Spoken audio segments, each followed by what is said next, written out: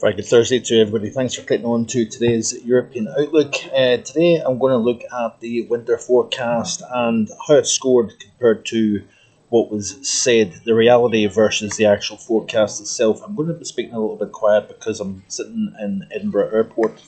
I've got people around me, so I will try and make this as short and sweet as possible.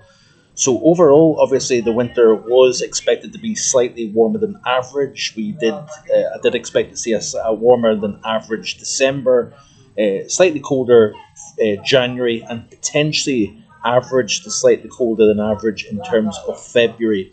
So although there's 8 days left in the season, it looks as if the overall ideas has played out. In my opinion, let me know in the comments section below.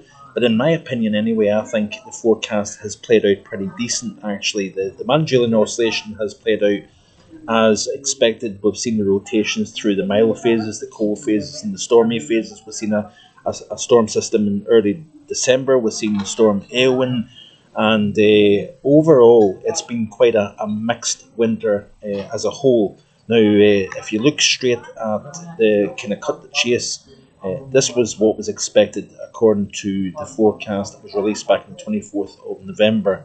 We had December expected to be milder with an opportunity of a few named storms in northwestern Europe, colder with the heavy snowfall of Balkans and Eastern Europe. As the MJO expected to return towards phase 6, we could see another period of stagnant high pressure dominance. So obviously we've seen that back in November, which may result in a dry but perhaps chilly spell with lingering fog mid-month. Late December offered an opportunity for something colder towards the Christmas New Year period and a slightly higher chance for snow during the holidays. Now, if you remember back, we had a very mild Christmas, but then it actually turned colder in the run up to the new year and around about that, and then obviously things turned more interesting as we moved into the new year. So the January idea was, depending on the behaviour of the polar vortex and likely MJO return towards the Indian Ocean, I said that mild Atlantic conditions remain through the first half of January. Now this is where things get a little bit more difficult. Obviously, this was a forecast that was issued way back in the end of November. You still, in fact, still had a full week of November left to go before this forecast was released. So, as I stated in the actual release, it's impossible to predict the exact times of mild versus cold, stormy, etc. So, obviously, we had a cold first half to January and we had a milder second half. Say mild, we had a less cold second half to January. We obviously did have a colder than average month overall. We also did see a notable cold spell during the month of January.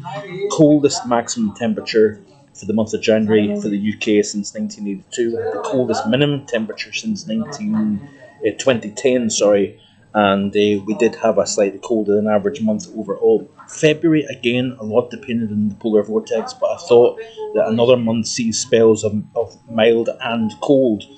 And although we did have a really conducive pattern for cold, we had a lack of colder over Europe, which meant that the easterly that we did see did lead to colder than average conditions. It has likely led to at least an average month in terms of, sorry, I've got an irritation in my eye. It has led to at least an average February, if not slightly colder than average February, because we know that it's going to warm up this upcoming weekend. But generally speaking, I think things have played out not too bad. So I'm not going to go through all the drivel here. You can look at this at your leisure on markfoganweather.com. But this is how the CDAS looked in terms of the temperature anomaly for the UK and Ireland for the month of December. So I did highlight a warmer than average December for both UK and Ireland. I did highlight a slightly colder than average January. And then it also highlighted that we could see average to below average temperatures during the month of February. When you combine December, January and February, it's around about average in terms of the temperature anomaly here. So overall, I think it's been a pretty good forecast, and I did score, I think, a 7.5 during the summer, obviously last year.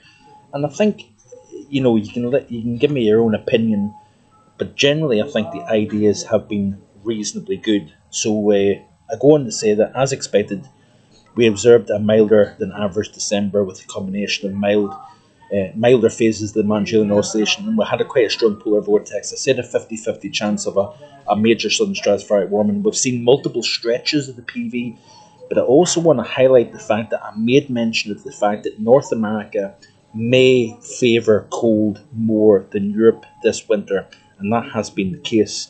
And we've seen two major shots of Arctic air, polar air, Siberian brand air crossing over the top of the pole into North America.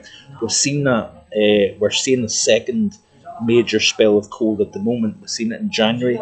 Obviously, they had the coldest January since 1994 for the United States, and we're starting to see colder conditions now really start to spread eastwards into the eastern half of the United States. So we've seen the warm versus the cold phases of the MJO. We've seen the response of the Arctic Oscillation very nicely mirror, between MJO and AO, and that has led to the back and forth.